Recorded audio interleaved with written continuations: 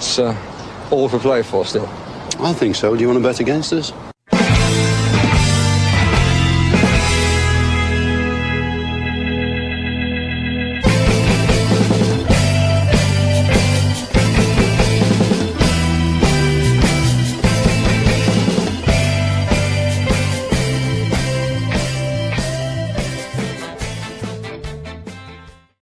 Hello, Aston Villa fans. Whoa, why am I over there? Hello, Aston Villa fans, and welcome to For the Love of Paul McGrath podcast. And for one of the first times this year, I have to say, an enjoyable Aston Villa comeback.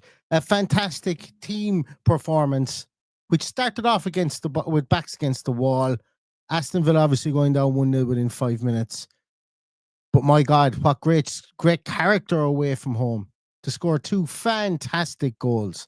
Fantastic goals, absolutely brilliant. We'll talk about them individually. And Unai Emery comes away from the Tottenham Hotspur Stadium with a 2-1 win. And Aston Villa are very much so looking up the league. And after what was categorized as a disastrous start to the season, which I think we could all probably say was the case, it was an unexpected start to the season. Let's just say Villa are back again in the hunt for European places. And the swings and roundabouts that happens in the Premier League and tends to happen with the streakiness of Aston Villa and Unai Emery teams has gone on for one more week. So Aston Villa finished this game 2-1 winners with some absolutely brilliant performances from some people. Was it a perfect? It wasn't the perfect game, but I think what happened here in this game was something that I think Unai Emery has been trying to instill in this team is that, you know, is that bounce back ability, as Ian Dowie coined that phrase years and years ago. But that kind of steeliness, that mentality of, that mentality of we're actually a very good team and we can play very well, even if mistakes happen. And you saw that, I think, throughout the course of the game today. After 10 minutes, I was sitting here going, he can't keep Luka Dean on the field. After 10 minutes, I was sitting here going, he can't keep Amadou Onana on the field. And I thought the two of those players, after maybe about 10-15 minutes of the first half, were much, much, much more improved. And I thought that actually finished out the game very coherent, the two of those, obviously with Ian Maatsen coming on for Digne as well there, and Barkley coming on for Onana, you know. So there's a lot of positives you can take from. I don't know, am I lagging here, guys? Because my screen keeps on going black every so often. So please let me know if I am lagging. I'll turn on my activity monitor. All things are good so far, anyway. All things are good so far. But yeah, it's Spurs. I thought I was very disappointed with Spurs today. I was very disappointed. For a team that has that much talent, they look terrified at times. They look terrified to play football. They looked like they were bedding down and they were hunkering in. And I suppose with the 1-0 lead, you can do that. But for all the talent that team has, it must be said that they didn't. They had their purple patches, but they couldn't get any foothold in the game. Palhinha and Bentancur, everybody was looking to the two of them to do something in this game today. They were looking for them, and obviously, look, Bentancur comes up with the goal. I was a small bit disappointed at times with Mohamed Kudus, and I was they were functional and they were solid, is what I would put. But like, they're big players. They're big players, and I thought that the likes of Kudus and Audebert and Xavi Simons, they didn't look like they were world beaters at times today, and we looked like we were able to marshal them with our strict philosophy and our strict setup, which is always good to see. Sorry, I'm trying to do something here at the same time as well. Apologies, everybody. But so I think overall Villa dealt with the conditions a small bit better after conceding that first goal. And I thought we looked a lot more stable and sturdy throughout the game. Yes, we conceded a lot of possession. And yes, they had a better XG than us, if you actually believe in that, over the course of a game and all that. But I was happy with how Villa played. There was no point after maybe about 15 minutes where I was kind of thinking to myself, yeah, this is there's something not quite right here. It looked coherent. It looked like there was a plan being executed, and it was being executed by the players as well. And that would go from 1 to 11 that went out to start that game.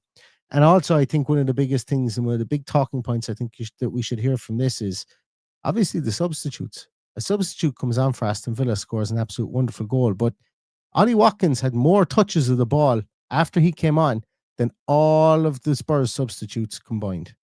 Our substitutes were incredibly involved in this once they came on. Buendia had 19 touches, Matson had 13, Barkley had 10, Ollie Watkins had 25.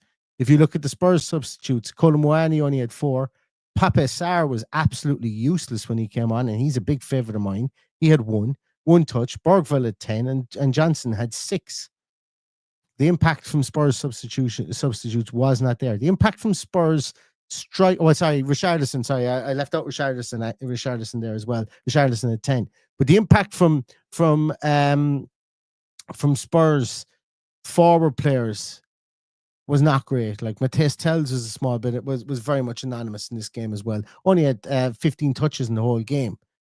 You know, then again, you look over at our side, Daniel Mallon only had 7 touches in the whole game for us, and 2 of them came when he took a ball through and had a shot and it hit the side netting. It wasn't a very easy day for Daniel Mallon. Couldn't keep his feet an awful lot, but I felt that Villa were good in getting players in and around him and trying to get players to support him. It's just the elements I think were against him an awful lot in this game. And also, he was up against 2 big hulkish defenders in Danzo and in Mickey van de Ven as well. So I think that's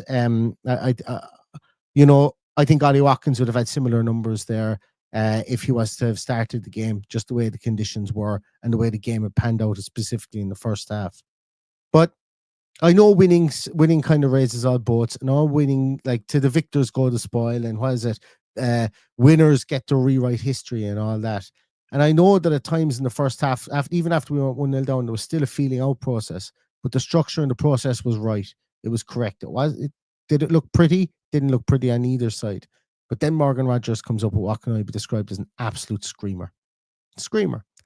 Edge of the area, like hammers one in with his right foot and goes across the goalkeeper. Absolute screamer. What a goal. Out of nothing. What Villa needed. And from then on, Villa looked really, really up for this. They really, really, really looked up for this. I thought Morgan Rogers as well looked an awful lot more like himself today. He was carrying the ball better through the middle. And I don't know, it was a Cat, I think it might have been Cat Cannon who mentioned it in the team sheet tantrum. I know we highlighted a comment that asked, how are we going to play through the middle here? I was actually quietly surprised about how they did what I said that they should do. And they hammered the hammer in a lot of ways, and they did go straight through the middle. They did try to go through the middle as much as they possibly could in this game, and I was really happy that they did that. I was delighted that they did do that, because they got a bit of joy out of it. And the Morgan Rogers, I highlighted as well on Twitter that Spurs, I don't know whether it was a tactic or whatever, but there was a very similar foul, let's just say, on Morgan Rogers 3 times from 3 different players. And it was essentially, as Rogers was trying to go past them, they had the lazy arse, as I would like to call it, or maybe the lazy leg. They would just create the innocuous contact and stifle some of our forward momentum, but you can't stifle the goal that he scores. The goal he scores is an absolute peach.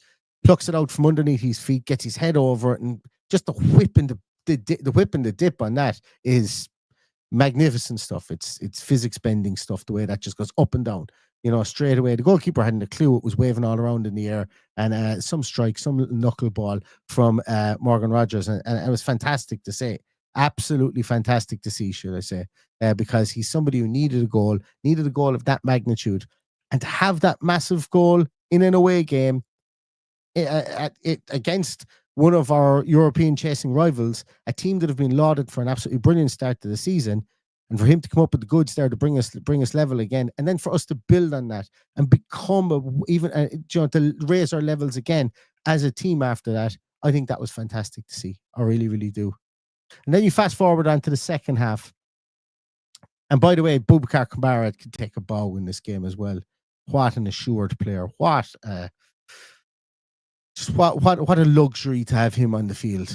Well, maybe not luxury, an absolute necessity, I suppose, really, in a lot of instances today, the way that he covered playing, he covered in around that middle of midfield, and he made Xavi Simons look inconsequential at times. But Boubacar Kamara is just brilliant. He's just brilliant. Like, it must be so easy for Unai Emery to sit down, throw the legs up on the table, the coffee table, when he gets home later on this evening, throw on the game. Mrs. Emery comes in and goes, "What are you doing, Unai?" He goes, "Good night, I'll see you in the morning. I'm going watching the game again." And he gets to watch Boubacar Kamara from the point of view of knowing what the big game plan was, knowing what he asked him to do. Because I would go so far as to say is that Boubacar Kamara didn't put a foot wrong. Boubacar Kamara should go in and do Strictly Come Dancing. Like, he's just, the way he gets around the field, the position he takes up, the when he chooses to go to ground, when he doesn't choose to go to ground, when he chooses to get turned, when he goes into those triangles, when we take that ball into the corner, which is dicey, and everybody tensens up a little bit when we're watching the game. If Kamara's there with Konsa and maybe Cash, you feel an awful lot better with Kamara there. I thought he was absolutely excellent. Comes out in the second half, and I thought that he raised, like, it's like as if he grew about 2 or 3 inches in that second half. I thought he was really, really good. And I thought Onana was really good in the second half as well. I really do think he was good. Came in for some stick online. That's absolutely fine. Everybody's opinion is everybody's opinion. He left us short for that corner. The ball goes out for the corner. We score then afterwards. I still don't know what Luca Dean was doing, charging out from that corner, and leaving the space whereby the ball came back into free. But we'll forget about it since we went down and won this game. But the second half, as I say, the second half for me was really measured and really professional from Aston Villa. We stayed in this game. We made sure that we were going to be difficult to beat. And I said that Unai Emery would be this was a must not lose game in his mind. And Villa were going out to execute that plan until we get an absolute incredible pass from Matty Cash onto another incredible takedown from Luca Dean. Like, Luca Dean, how all 3 of his hamstring strands didn't just pop, but he took that one up out of the sky. It was Zidane-esque, the way he just got up, got the head up, or foot up over his head, took it down out of the sky, little flick over to Emi Buendia. Buendia takes a little look up, doesn't panic, and passes a beauty into the bottom corner from outside the box. What an absolute worldie of a goal. A goal fitting to win any game in any theater in any part of the world. I thought it was just fantastic. Just the level, and look, I know I'm being hyperbolic in the minute after the game or the minutes after the game, but fuck it, football's about enjoyment. Football's about being happy. Football's about wonderment. It's about watching people do something that's better, than they are better at it than you are. Regardless of how much we think we could go out in a Premier League field, we can't. We're not good enough. And when you see something like that, the execution of the pass, the execution of the takedown, the execution of the goal, you just have to go, hang it in the Louvre or hang it in the Hunt Museum in Limerick, wherever you want to hang it. I don't care, but it should be in some sort of museum somewhere. I thought it was absolutely brilliant. And you know what? It couldn't happen to a nicer fella to score a goal as well. Emi Buendia. Tough times, been through tough times, should I say, with injury, then being loaned out, looking like he was going to be collateral damage and to be flogged off this year. What a professional again to come back and to score. He scored 2 important goals for us now this season in quick succession. And Emi Buendia is well worth his place. And when he came on, what he did was we reverted back to the same type that we played when John McGinn was playing in that 10. And Buendia played it very well as well. He went in there and he moved those players around. He was buzzing around there like a bee. He was staying out of contact. Like, he wasn't trying to engage those players, but he was making sure he was close enough that they had to engage him. And that's something he's learned. He's learned under Unai Emery, because how many times did we see him when Emery first came in, or God forbid under Steven Gerrard, whose name, we shall not mention. I know it's Halloween time, but we shouldn't mention those horror games under Steven Gerrard. But how many times did we see where he was trying to do that backing in motion into players and was trying to engage those players and trying to make sure that he was holding players off? Not part of his game anymore, and should never be. His game should be staying close enough to players that they have to try and engage you, and you're moving them out of position that way, as opposed to trying to maneuver them around the place by, almost trying to mark them in the final third. And I thought he did really well when he came on as well. Look, as I say, there's a lot of chatter we could do about this game, and I've waxed kind of lyrically for the last 14, nearly 15 minutes about it, but I'm going to come to some of I'm going to come to some of your comments here as well, because I don't want to neglect those as well. John Griffin says this is a massive win. Steve Berry says we were awesome. Melty says what a win. Rogers back in the score sheet too. Absolutely. K2M says Cashy been one of our better players of late. It's crazy. Yeah, as I say, like he has been really solid. Again, I thought he was solid today as well. I thought he was solid today against a very difficult opponent as well. Melty says 7 minutes added. Yeah, I don't know where the 7 minutes came from. I presume it was from when Luca Dean was down for quite a while after Kevin Danzo stood in his leg. To be honest with you, it was one of those ones that I was kind of going, yeah, Luca Dean, you don't need to go in for a tackle there, but he shouldn't have got injured at the same time.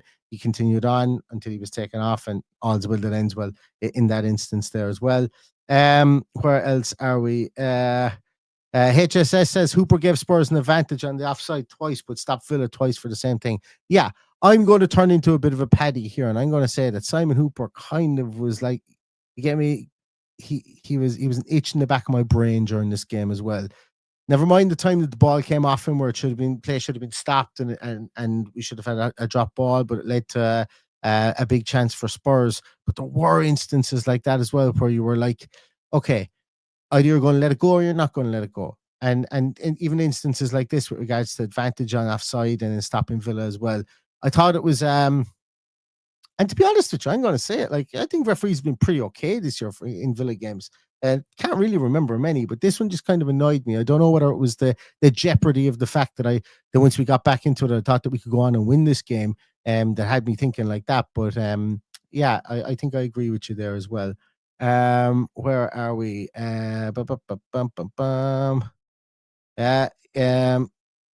K22M says love Buendia's pressing as well, always nipping at people's heels, and that was on show as well today. Marine Boy says big result. Michael Huggins, fantastic win, well done, great to see you, Michael, as well. Whisper of the Heart says Watkins was great when he came on. I think so too. Am I right in saying that Watkins is beginning to play more out towards the wings when he comes into games? I'm just wondering. I'm wondering if that tends to. Let me just see here. Did I make that up with regards to Ollie Watkins? Yeah, I didn't make it up. Ollie Watkins is beginning to play more and more to that left-hand side and that right-hand side to get more touches of the game. And I think it's worth a watch back of that period, that small time that he came on there, because I noticed it against. Who was it against? It must have been against Burnley last day. And I think when himself and Malin were playing up top, he had a lot more freedom to go wide and almost play a winger's role. And it happened against Feyenoord too, I'm almost certain, because I remarked on it. I was watching the game with somebody and I remarked on it as well that Malin looked like he was playing through the centre. And then Gassand looked like he was, I think it might have been Gassand that looked like he was playing through the centre in that game too. So, yeah, so one to watch and see what the story is there. Echo Banger says good organising at the back. Matson dealing with crosses much better. Yeah, look, I suppose I've said it for the last 2 years. Aston Villa's only direction when the cross goes past the first post, when the cross goes past the penalty area, is leave it to Emi Martinez. We do not defend the back post. We don't. I'd actually nearly even go so far as to say arguably since Dean Smith's days, because I remember Jan Vestergaard peeling off and meeting John McGinn at the back post, and it was like it wasn't a fair contest in the air, and I remember us conceding goals like that at the back post. And I think since then really it's just been a case of right, let Emi Martinez get to the back post. It's just dangerous in its own way. We saw a couple of times today as well, Morgan Rogers defending the back post. Ball got there, Emi Martinez didn't get there, and Rogers had to keep his man out, but he had no interest in going up to win the ball. And maybe, obviously when you're in that position, you don't want something to skew off your head and go into the back of your net as well. So it's a catch-22 situation there as well. But really, really interesting. I like Matson. I want him to grow. I want him to get better at defending. And games like that and cameos like that will definitely help him. Absolutely help him as well. Where else are we? I'm just scrolling down through here as well. Echo Banger says Poe is excellent for dribbling the ball out of trouble with his ball playing. He did it more in the second half, and actually when he did, he broke that initial line, and that was the one thing about Palhinha and Bentancur. They're great if you're playing the ball through the areas to them, and I think Villa kind of cottoned onto this very, very quickly. They're great if you're playing the ball up to a 10, but if you're running the ball at them, the two of them are very static. They were incredibly static at times today. And I think there might be method towards that madness. Let Kamara stay back, maybe drag one of the 10s back closer to our goal. Pau Torres runs past that press. Kamara stays in position, and then you've got a bit of a freeway that you can run up. Players get in around then the 10, and John McGinn was always running off the shoulder for people today. You even saw that at the end. Ollie Watkins tried to take the ball around Kevin Danzo, went for a shot. Danzo blocked it, and it looked like McGinn was saying to him, this is what we're talking about. We're looking to get players off the shoulder here. Play that ball through to me. It looked like it wasn't like a case of why didn't you give me the ball? It looked like he was explaining to him what the plan has always been. And that was interesting because I did see it an awful lot today as well, as this light is beginning to get into my eyes and cause me some difficulty. I'm going to come down here as well. Thanks a million to Dave for the gifted sub. Thank you so much as well, Paul O'Neill. Look at Forest. So glad with calm heads. Great win, absolutely. Thank you so much for your super chat there as well, Paul. Really appreciate it. Ross Buchanan says, what a win. Joe says, love that game. Joe says Porro is not far off Fernandez and being an absolute so-and-so. I don't know. I can't say as he was any different than he normally is, but then maybe it just didn't register with me. But yeah, as I say, he did get up and he was having to go off people a couple of times. Andrew Monroe says right here, he says, too streetwise for them. Odobert and Kudos look dangerous at times, but never really hurt us. Odobert reminded me an awful lot of Leon Bailey, except on the other side. I'm playing on the left-hand side. And what I mean by that is, I knew every time he got the ball within the penalty area, all he was going to do was shift it to the right and try and have a shot in his right-hand side. Every single time. That's what he wanted to do. And I think, to be honest with you, Matty Cash was like, fine. Let's see. Ping one in the top corner. Have your celebration because you'll have earned it. I think I want to watch it back because it strikes me. It strikes me as I could have seen him do that about 6 or 7 times in this game. When he fronted somebody up on the edge of the area, he was less likely to go down the line than he was to try and shift it inside and have a shot off his right foot. It's an obvious like it's obviously what managers want players to do in this day and age. But I didn't see any variance from him. I didn't see any variety from him there as well. Kudos has all the talent in the world, though. And he did have. I was worried for Digne in the first 15 minutes. I really was. After we conceded, and then after Kudos got the run on him, I was like going, this is going to be a tough day for Digne. But experienced as ever, dusted himself off, got back into the game, got his footing, and I thought Digne played pretty well then after that. Tommy Roach says here as well, BBC mentioned away teams love playing Spurs, lots of corporate entertainment, real fans priced out, Villa ownership take note, play to our strengths. I wonder about that. You're not like, I've seen that mentioned a couple of times as well. I didn't see the BBC mention it, but I've seen a couple of people mention it. And a Spurs supporting mate of mine mentioned it as well. I've been in the Tottenham Hotspur Stadium only 3 weeks ago for the NFL. I thought it was a cracking stadium, incredible stadium. Like even architecturally, which I have a background in, the ease of access, the ease of ingress and egress in and out of the stadium, the way how easy it is to get to the concession stands. I thought it was really like it was a good example of the soulless bowl that wasn't soulless, by the way. That we hear about all the time.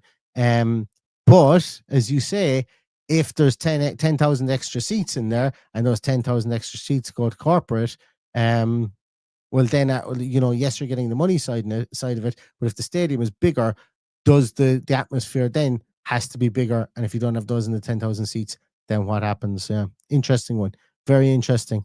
But it's a banger of a stadium. I really have to say it's. I was super impressed. Super impressed. I was. Where else are we? I'm going to do a quick scroll down here, and then I'm going to leave you guys to it because I'm sure all the other Villa podcasts will be on to talk about this brilliant showing from Aston Villa, and you guys can go and catch those as well and get their opinions too.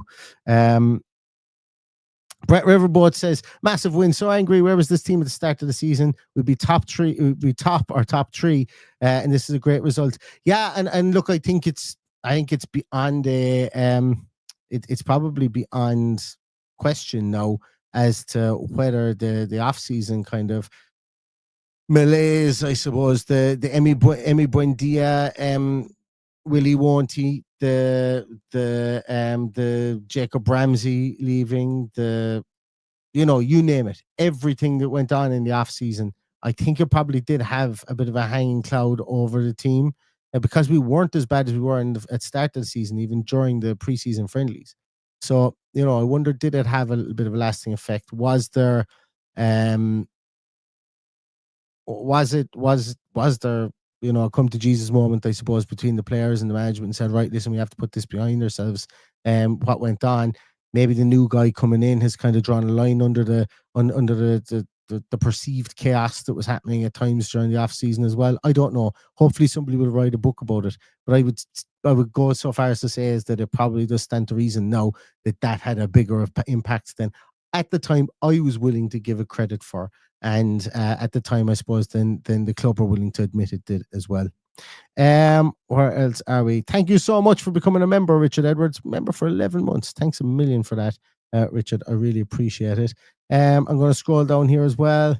Thomas Frank, second best to Unai as per normal. It was interesting, actually, in the build-up. I thought it was an unfair gotcha question that was looking for a viral reaction from Thomas Frank, but he was asked on the field 10 minutes before or 15 minutes before kickoff, did you know that you've never beaten Unai Emery and that Brentford, you leave and then Brentford go and beat them? How do you feel about that?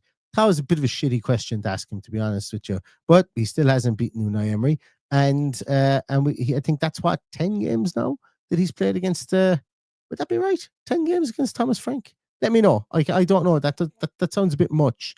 But I think I remember a reading stat. I say it was 9 games, so that would make it 10 games now.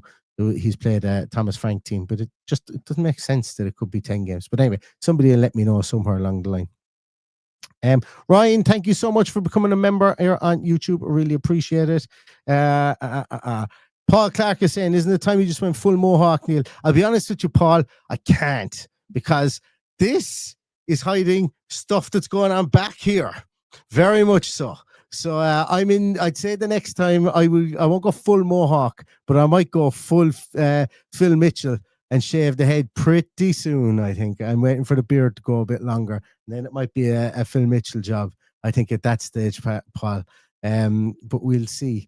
Unless somebody wants to treat me to a trip to Turkey, get it sorted, because I've always said, and this is no offense to anybody who is small, bald and fat, but I've always said that I trade being small, bald and fat, and well, it looks like I'm on the way to being all three. Unfortunately, it looks like I'm on the way to being all three. Where are